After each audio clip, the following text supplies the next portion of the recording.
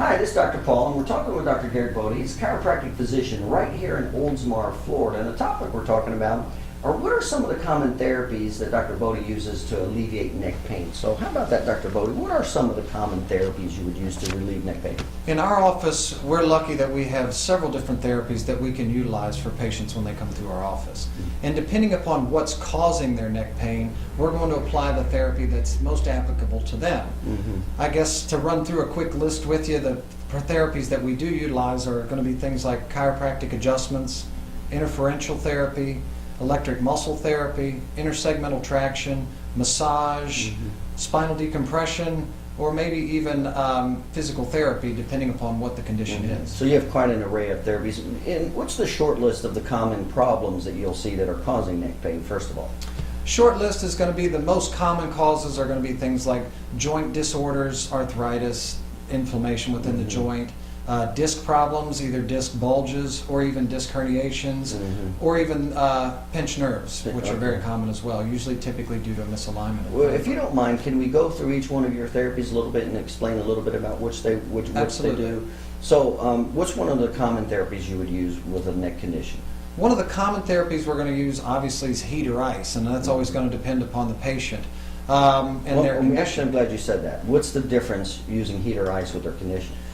Ice is always going to be used with a new condition, something you just did, you just injured it. Even if it's an old condition that you've re-injured and it's re-irritated, ice is always going to be your best form of therapy. If it's an old condition that is not necessarily re-injured but just stiff and maybe a little sore, then heat is a good form of therapy. So you'll use those therapies here in your office? Absolutely. Okay, and what else were you saying? We said interferential therapy. Interferential therapy is utilized as almost a way of blocking the pain that the patient is having with the electricity. So we call it a electrical nerve block, basically, if you'll allow, and that's a way to block the pain while the patient's on that therapy. And because it is blocking that pain, it's very comfortable and relaxing for the patient while they're doing it.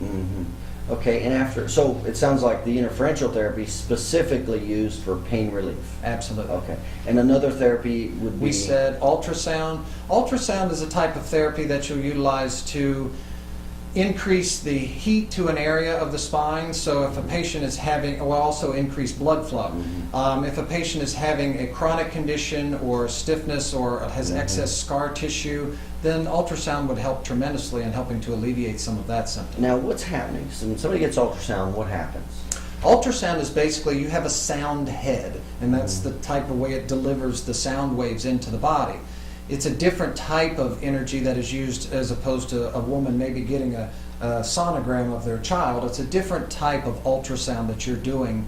It's basically just a different frequency or wavelength of the sound. One is a diagnostic, the other is a therapeutic type.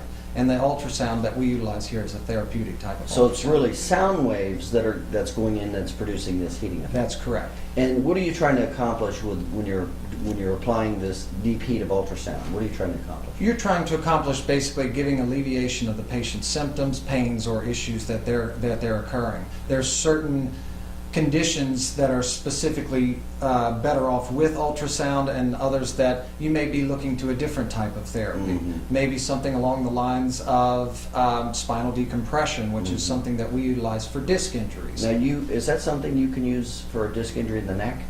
Spinal decompression, absolutely. We've had several patients and have had great success. And how does that work? Spinal decompression is basically where you take the patient and you pull the patient apart axially, meaning it would be, for me and my neck pain, the machine would grab a hold here and lift very gently on my head. So it's not painful? It's not painful at all. Most of the time patients are asleep when I come to get them off the therapy, but in lifting that pressure off, you're lifting the pressure off of the disc itself, therefore alleviating the symptom, not making it worse. So it's a nice pain relief while the patient is going through the therapy. So it sounds like, and correct me if I'm wrong here, it sounds like the spinal decompression is specifically for disc-related neck. Any type of disc issue, that's what you're going to utilize the spinal decompression for. Okay. And what's the difference between spinal decompression and traction?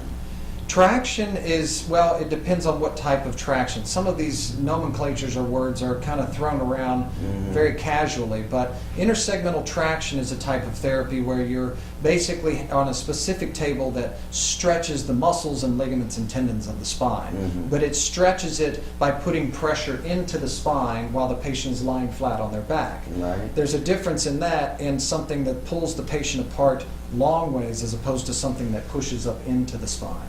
There's your difference, is what they're trying to accomplish. Decompression is to help a disc. Intersegmental traction is more for stretching and opening up the spine. Okay. So we covered quite a bit. We covered chiropractic adjustments can help for the neck. We covered ultrasound, intersegmental traction you just talked about. We just talked about spinal decompression. We talked about interferential current. What are any other therapies that you... A couple other therapies we do, like you did mention, we do the chiropractic adjustments, realigning the bones of the spine. We also utilize physical therapy, resistance types exercises to help strengthen the muscles and ligaments of the neck if they've had some type of injury. And another thing that we'll utilize is massage. Patients love massage, but not only that, I love massage for what it does for the patient, strengthening and stretching the muscle at the same time while also increasing the blood flow. That promotes healing. And once you've stretched the spine, it makes those adjustments much, much easier and much, much more effective. Is massage something that you'll commonly use with neck pain type of conditions? It is something we use pretty common, although it's always going to depend upon the patient in front of us and what their particular condition is. Okay. So you have quite an array here. You've got chiropractic adjustments for neck pain. You've got chiropractic adjustments.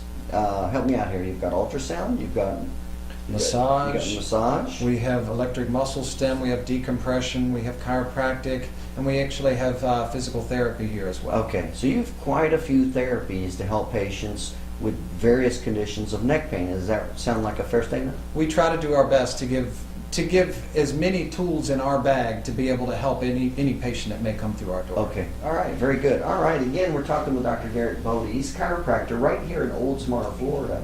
And obviously, if you're having any neck pain, obviously he has quite a few therapies to help you. Go ahead and give him a call.